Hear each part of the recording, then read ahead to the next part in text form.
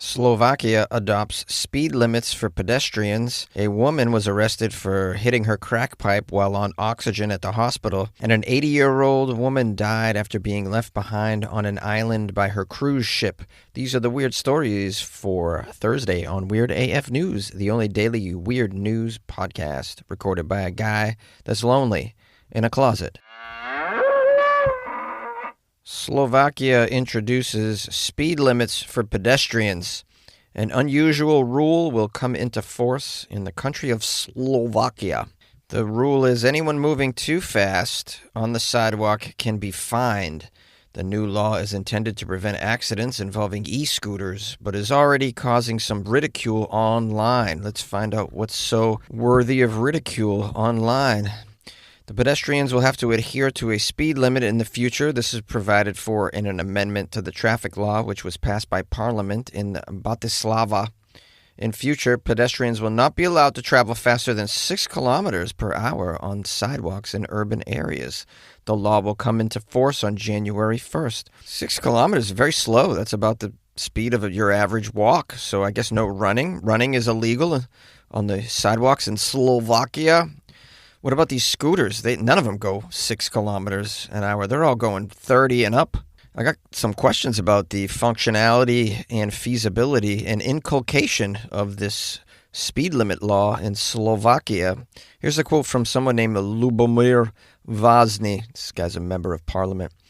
He says, "The main aim is to increase safety on sidewalks in view of increasing number of collisions with scooter riders." How about that for a Slovakian accent? I think that's pretty spot on. I challenge you to do a better one. Email me, funnyjones@gmail.com. Now, this new sidewalk speed limit law applies to pedestrians as well as skaters, scooter and e-scooter riders, and cyclists who are also allowed to use the sidewalks in Slovakia. But you're forcing them all to go no faster than 6 kilometers, so how is this going to work? None of those vehicles go 6 kilometers. That's the speed of a slow walk, basically. Why don't you just ban all of those quicker modes of transportations from the sidewalks in general? That'll solve your problems. This seems like a weird way to solve the problem. Because running should be allowed, a brisk walk should be allowed, power walking shouldn't be a crime. However, e-scooters speeding down the sidewalk should be eliminated somehow. Also, those e-bikes, those electric bikes, get them off the sidewalks. None of them are going a reasonable speed. Everybody's at danger when these vehicles are on the pedestrian walkways. Like, if your goal is to stop pedestrians from being hit by these fast electric vehicles and skateboarders and roller skaters, rollerbladers, whatever it might be, anything that's 2 feet, which is, the definition of pedestrian is walking on foot. I don't know if they've checked that, but if your goal is to make them safer, then you need to do get the scooters and the e-bikes off the sidewalks, make that totally illegal, which is reasonable, or B, make it a crime for pedestrians to walk with their faces in their phones. I mean, that should be made illegal too. Someone should at least consider this. I mean, these nimrods are walking all over the place in busy urban areas with their face in their phone, in the middle of the street, walking through crosswalks, phone in the face. These nimrods. I mean, they're getting hit by taxis. They're getting hit by e-scooters. They're getting struck by brisk, power-walking Karens because they got their face in their phone. And I know it's not even one generation anymore. It looks like everybody's doing it. What was that one city that I covered that they made their pedestrian walkways more amenable to people who walk with their face in their phone by putting the signage and the lights on the ground? In other words, they were just folding to this self-destructive cultural behavior that we've been witnessing. Now, here's a section of the article I have here called Plan Caused Head Shaking and Jokes. Okay, maybe there's some good jokes in here. It says the fact that the speed limit also explicitly applies to pedestrians caused some head scratching and jokes on the internet before the parliamentary decision, such as the question, quote, "Can I fall into a speed trap if I want to catch my bus quickly?"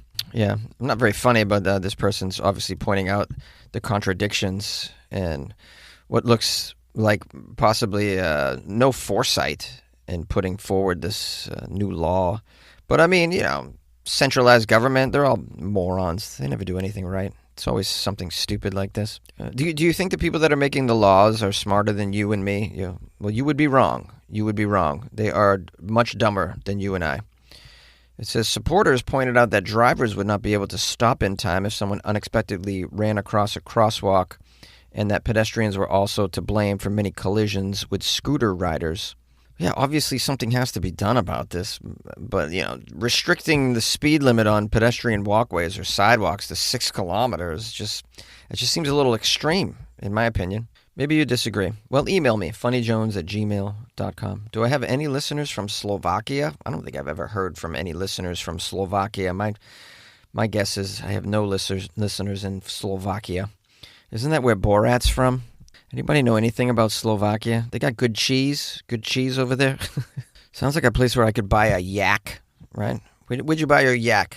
Oh, Slovakia. Oh, they got great yaks in Slovakia. That's where I buy my yaks. A woman is facing charges after the police claim she lit up a crack pipe while on oxygen at the hospital. Oh, wow. What the heck, man? All I got in the hospital was some useless, flimsy gown that barely could stay on my person and some socks with rubbery grip on the bottom. They didn't give me a crack pipe. They didn't give me any beers. Where is this hospital that really knows how to deal with people's pain by giving them crack? This sounds like the most lit hospital ever, right? All right, let's get back into it. I want to read some more about this hard-hitting news. Guys, the puns, the crack puns. I could go on and on. This occurred in Brentwood, Pennsylvania. Never heard of that. The Brentwood Fire Department was called to the hospital where they found Monique Hendrickson, age 55, of Pittsburgh. She had severe burns to her face, her hands, and her hair. She suffered these burns after the investigators claimed she tried to light a crack pipe while she was in a hospital bed. She was also on oxygen at the time. Yeah, they say you're not supposed to spark a flame around oxygen. There's signs there. There's also signs usually near the oxygen or on the oxygen tank. Maybe there's a little fiery symbol with a cross through it to let you know, no flames. But, sadly, when you really enjoy crack in your life, you sort of ignore a lot of your other survival instincts, sadly. So no real surprise that a crackhead lit themselves on fire. It's probably not the first time it's happened either. But what is surprising is this didn't take place in Florida. I mean, I guess you could look at this story as like an appetizer for tomorrow's Florida Friday episode, sort of, in a way.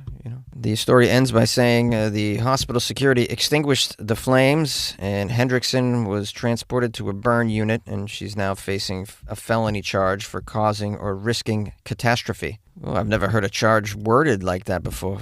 What are you guilty of? Causing or risking catastrophe. Well, like your Wile E. Coyote.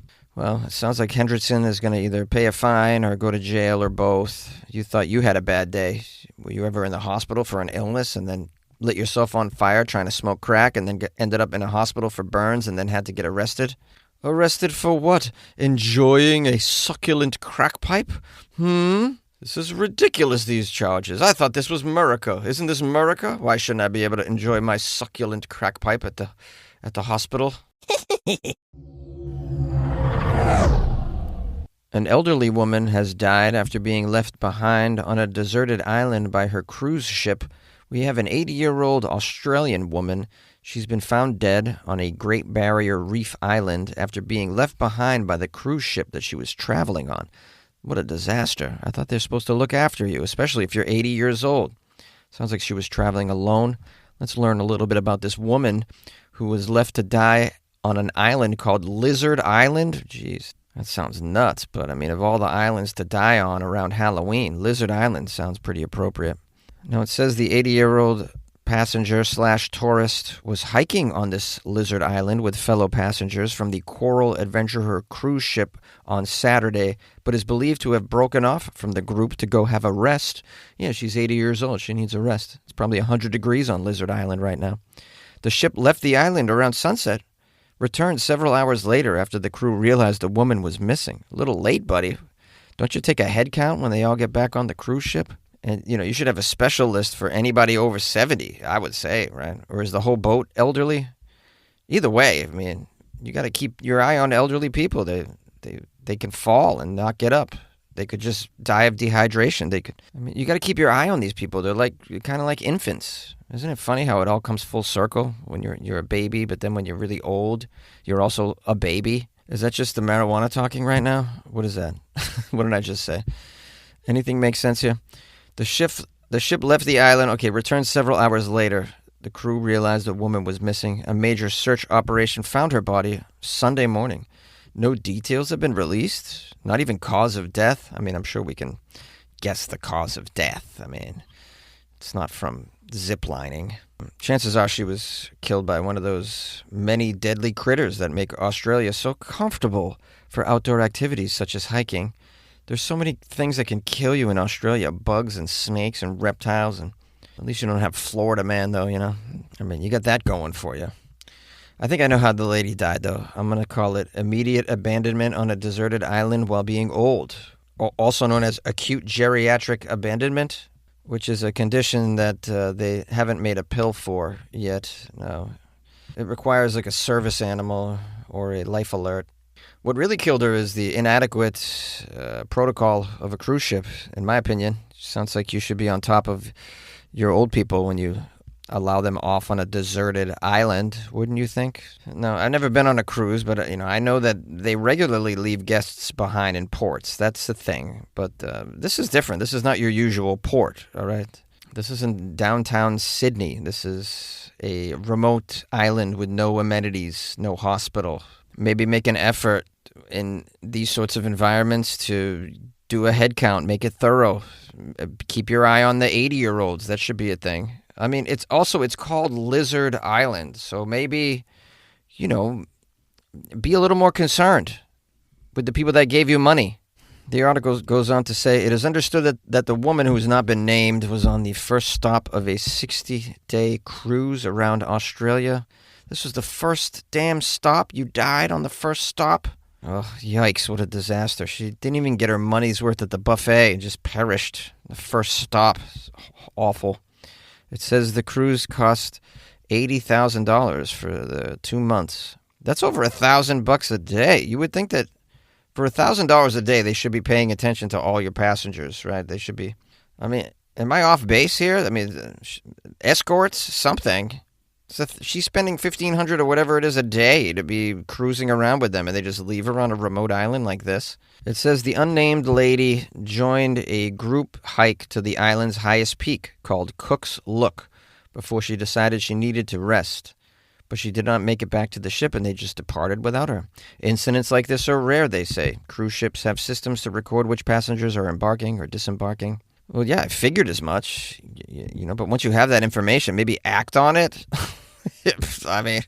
How helpful is your system to record which passengers are embarking or disembarking if you don't then act upon it when one of them is missing? It seems like they forgot an entire necessary step in all of this process. Now, according to Coral Expeditions, the cruise ship company, the staff contacted the woman's family and were offering support over this, quote, tragic death. Here's a quote from the chief executive, Mark Fifield. He says, while investigations into the incident are continuing, we're deeply sorry that this has occurred and are offering our full support to the woman's family. We're working closely with the Queensland Police and other authorities to support their investigations. We are unable to comment further while this process is underway. Yeah, you'll be sued big time because you abandoned an elderly person on Lizard Island, which doesn't have a nice ring to it. The jury's gonna respond to that. You left an 80-year-old on a place called Lizard Island, an abandoned island, all alone. You just drove off. It says here the Coral Adventurer caters for up to 120 guests with 46 crew, according to the company website. It was purposely built to access remote areas of Australia's coast and is equipped with tenders, which are small boats used to take passengers on day excursions to various islands, such as Lizard Island. Well, you have 120 guests, 46 crew, and you left a lady on Lizard Island. The numbers don't look good, man. This isn't one of those gigantic 4,000 passenger cruise ships. This is a very, very specific niche cruise line with very few passengers. Very easy to keep track of these people. And by the way, she's 80, and it's Lizard Island. Hello, everyone. Hi, my loyal listeners. Thanks for spending some time with me and my silly little dumb podcast. Appreciate it. Appreciate your time. Hope you have a nice Halloween weekend. It's on board. It's on deck, as they say. And tomorrow's Friday, so yeah, that's. I hope you got some good plans for Halloween. I'm gonna actually dress up this year, which I haven't done in a while. I'll post some photos of my costume on the Patreon and on the Instagram. If you got some cool photos of you in costume from this upcoming holiday weekend, please don't hesitate. Email me. I want to see what you look like. funnyjones@gmail.com. I'd like to give a happy birthday to Anthony Fowler. He's a dedicated listener, big fan of the show for a while. It's his birthday, so I want to give Anthony a shout out. I want to tell him congratulations to the champ on his 38th birthday. So give it up for the champ. It's the champ's birthday, so we want to show the champ some love. And you can thank your girlfriend Ashley for all of this. If you guys have birthdays, by the way, you hit me up. I'll give you a happy birthday. Why not? I think it's important to make my listeners feel special if I'm requested to do so. By the way, tomorrow is Friday, Florida Friday. If you come across any Florida news, you want to share it with me, my email is funnyjones@gmail.com. And my Instagram is @funnyjones. So send those articles for Florida Friday over. I'll try and put together the best Florida Friday Halloween version I can. If I can find some Florida Halloween stories, I'll do that. But that might be a rather difficult. I'll give it a shot though. I'll do some research, see what I can come up with. Maybe I can squeeze like at least one Florida Halloween story in there tomorrow for you. All right. And lastly, before I go, I'll just say if you want to support the show, go to weirdafnews.com. You can buy Jonesy a coffee or join the Patreon. You can also buy merch, Weird AF News merch, at the link in the description to this podcast. How about that? Oh, yeah. Let's do it. Okay. I'll see you.